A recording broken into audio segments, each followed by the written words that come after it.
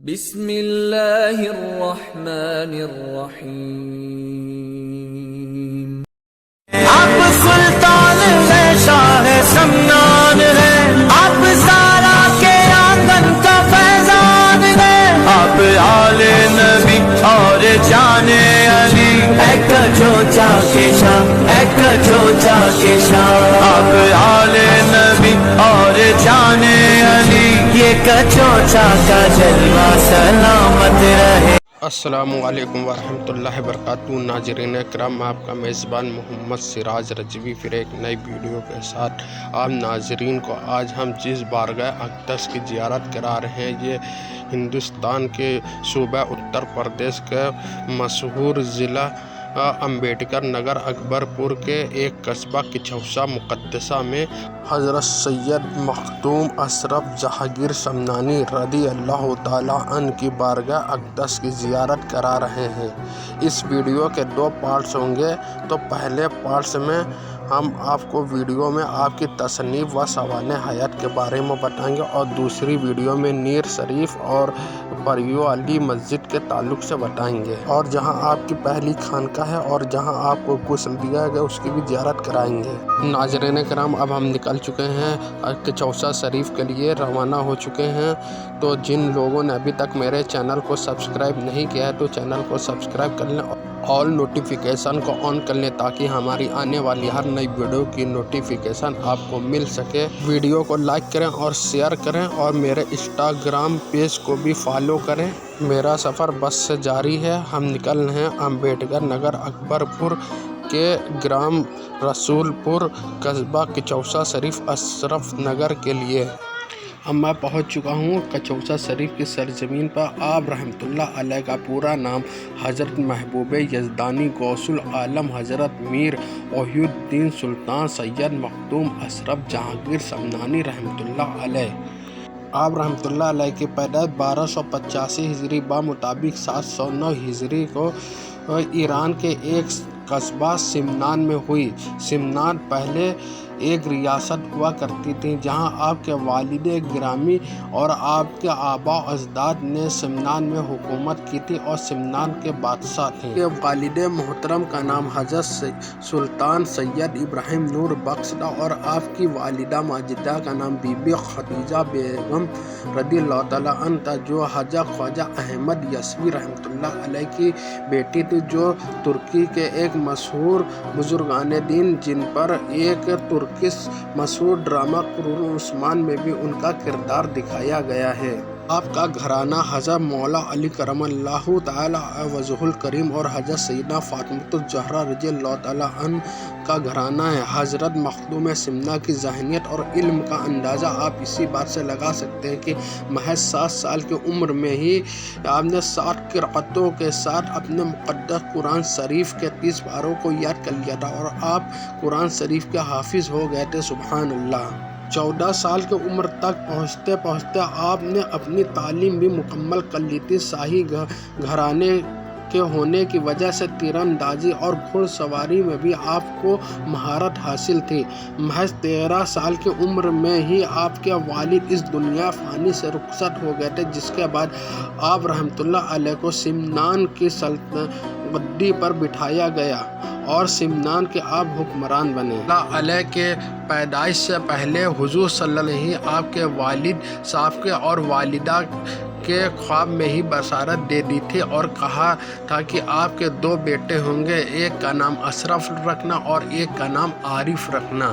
کیونکہ آپ کے والد گرامی کی کوئی اولاد نہیں ہوئی تھی، تو ایک واقعہ یہ بھی ملتا ہے کہ ایک بار آپ کے والد کے پاس ایک مجذوب ولی ہیں، ان کا بھی نام حضرت سید ابراہیم تھا۔ انہوں نے کہا کہ مجھے 1000 اشرفی دے دو اور اشرف لے لو۔ آپ کے والد گرامی نے 1000 اشرفی اس مجذوب ولی کو دے دیا۔ پھر اس کے بعد حضور صلی اللہ علیہ وسلم نے آپ کے والد کے خواب میں بشارت دی اور آپ کے ولادت کے ہونے کی پیشن گوئی کی۔ آپ رحمۃ اللہ علیہ سمنان کے جب بادشاہ ہو گئے تو آپ نے سمنان میں عدل و انصاف کے ساتھ حکومت کی، لیکن آپ کو حکومت میں دل نہیں لگتا تھا، تو آپ کو تصوف اور آپ کو علم سیکھنے کی چاہت تھی، تو آپ نے اپنی والدہ گرامی سے یہ بات کہی اور کہا کہ مجھے علم سیکھنے کے لیے کسی اولیاء کرام کے پاس جانا ہے اور اپنے چھوٹے بھائی کو اپنی سلطنت پہ بیٹھا کر آپ ہندوستان کی جانب چلنی ہے۔ آپ کی والدہ ماجدہ نے آپ کو اکیلے نہیں جانے دیا اور 2000 فوج کا لشکر آپ کے ساتھ بھیج دیا۔ آپ رحمۃ اللہ علیہ نے 2000 کی فوج کو لشکر کو پیچھے آنے سے منع کر دیا اور کہا کہ مجھے کسی ملک پر قبضہ نہیں کرنا ہے، مجھے لوگوں کے دلوں پہ قبضہ کرنا اور اسلام کی شمع کو روشن کرنا ہے اور اپنے ایک حق اور پیر کے ہاتھوں پر مجھے مرید ہونا ہے۔ آپ اکیلے ہی سفر پر نکل چکے تھے۔ حضرت خضر علیہ السلام سے آپ کی ملاقات ہوئی اور حضرت خضر علیہ السلام نے آپ کو ہندوستان کی جانب جانے کو کہا۔ حضرت اویس کرنی رضی اللہ تعالیٰ عنہ نے بھی اپنے روحانی فیض سے مالا مال کیا۔ آپ ناظرین یہ جو ویو دیکھ رہے ہیں، یہ جو مناظر دیکھ، اس میں 2 مزار شریف ہے، ایک مزار آپ رحمۃ اللہ علیہ کے اور دوسری مزار آپ کے بھانجے آپ کے خلیفہ حضرت سید عبد الرزاق نور العین رضی اللہ تعالیٰ عنہ کی مزار شریف ہے۔ جب آپ سفر پہ تھے تو لاہور ہوتے ہوئے اوس شریف پہنچے، وہاں پہ آپ نے حضرت مخدوم جہانگیر جہانگیر رحمۃ اللہ علیہ سے بھی فیض روحانی حاصل کیا۔ پھر آپ ہندوستان میں داخل ہوئے۔ ہندوستان میں بہار اور پچھم بنگال ہوتے ہوئے آپ پانڈا شریف پہنچے۔ پانڈا شریف میں آپ کے پیر و مرشد آپ کا بے صبری سے انتظار کر رہے تھے۔ آپ رحمۃ اللہ علیہ کے پیر و مرشد حضرت سید علاء الحق پانڈوی رحمۃ اللہ علیہ نے آپ کو مرید کیا اور بیعت و خلافت سے نوازا اور اپنا پیرہن مبارک دیا اور اپنا کمر باندھنے کے لیے ایک پٹا دیا۔ آپ کے پیر و مرشد کا سلسلہ اس طرح کے ہے۔ حضرت سید علاء الحق پانڈوی رحمۃ اللہ علیہ کے پیر و مرشد حضرت خواجہ سراج الدین چشتی رحمۃ اللہ علیہ اور ان کے خلیفہ حضرت نظام الدین اولیاء محبوب الہی رضی اللہ تعالیٰ عنہ اور ان کے پیر و مرشد حضرت بابا فرید گنج سکر رحمۃ اللہ علیہ اور ان کے پیر و مرشد حضرت خواجہ بختیار کاکی رحمۃ اللہ علیہ اور ان کے پیر و مرشد حضرت خواجہ فخر ہندوستان حضرت خواجہ حسن چشتی سنجری رضی اللہ تعالیٰ عنہ ہیں۔ اس طرح آپ کا سلسلہ چشتیہ ہے۔ آپ رحمۃ اللہ علیہ اپنے پیر کے ہاتھوں پر بیعت ہونے کے بعد آپ سفر حج کے لیے نکل چکے اور آپ نے حج کیا اور حج کے بعد آپ نے واپسی کرتے ہوئے بغداد شریف کے جیلان شہر میں اپنے بہن اور بہنوئی کے گھر پہ رکے۔ آپ کے بہنوئی حضرت حضور غوث اعظم کے خالہ زاد بھائی تھے، تو آپ نے اپنی بہن کے گھر میں رکے۔ آپ کے ایک بھانجے تھے جو آپ کے روحانیت سے اس طرح فیضیاب ہوئے، تو جب آپ اپنی بہن سے گھر سے رخصت ہوئے تو آپ کے بھانجے نے ضد کی اور آپ کے ساتھ ہندوستان کے سفر پر نکل چکے تھے۔ پھر ہندوستان آنے کے بعد آپ رحمۃ اللہ علیہ نے اپنے بھانجے کو علم روحانیت، معرفت اور اور سے نوازا اور بیعت و خلافت عطا کی۔ آپ رحمۃ اللہ علیہ نے شادی نہیں کی تھی۔ آپ کے بھانجے حضرت عبد الرزاق نور العین رحمۃ اللہ علیہ کے ہی نسل سے آپ کا سلسلہ قیامت تک جاری و ساری رہے گا۔ اس کی پیشن گوئی آپ کے پیر و مرشد حضرت سید علاء الحق پانڈوی رحمۃ اللہ علیہ نے پہلے ہی کر دی تھی۔ بعد خلافت کے بعد آپ کے پیر و مرشد نے آپ رحمۃ اللہ علیہ کو کچوسا شریف کی سرزمین کی جانب بھیجا۔ جب آپ کچوسا شریف پہنچے ہیں تو وہاں پہ بہت سارے جوگی رہتے تھے۔ پھر آپ رحمۃ اللہ علیہ نے اپنے مریدوں سے کہا کہ جو ان جوگیوں کو اس جگہ سے بھگاؤ اور اس جگہ کو آزاد کراؤ۔ آپ کے مریدوں نے آپ سے کہا کہ وہ جوگی کو معمولی نہیں بلکہ کالے جادو میں ماہر ہیں۔ پھر آپ نے اپنے ایک مرید کو جو اسی دن کلمہ پڑھ کے اسلام قبول کیا تھا اس کو بھیجا، تو اس مرید نے کہا کہ حضرت میں ان جوگیوں سے کیسے مقابلہ کر پاؤں گا؟ تو آپ پان کھا رہے تو اپنا پان اپنے ہاتھوں میں اگلا اور اپنے مرید کے منہ میں رکھ دیا اور کہا کہ جاؤ ان جوگیوں سے مقابلہ کرو جا کے۔ آپ کے وہ مرید کا نام جمال الدین راوت تھا اور کہا کہ جمال الدین راوت جاؤ ان سے مقابلہ کرو۔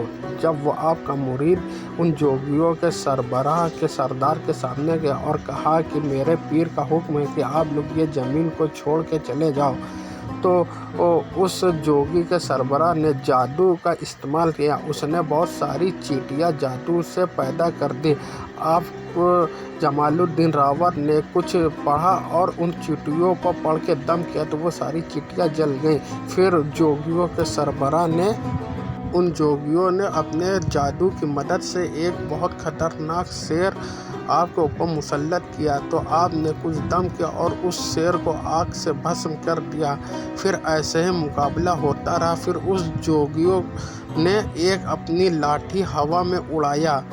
वो जोगी लाठी को हवा में उड़ाकर जमालुद्दीन रावत के ऊपर हमला करने ही वाला था कि जमालुद्दीन रावत ने अपने पीरो मुर्शिद के असा को हवा में उड़ाया। तो आपके पीरो मुर्शिद का असा जब हवा में उड़ते हुए उन जादूगर के द्वारा फेंकी गई लाठी को तड़ातड़ मारना शुरू किया।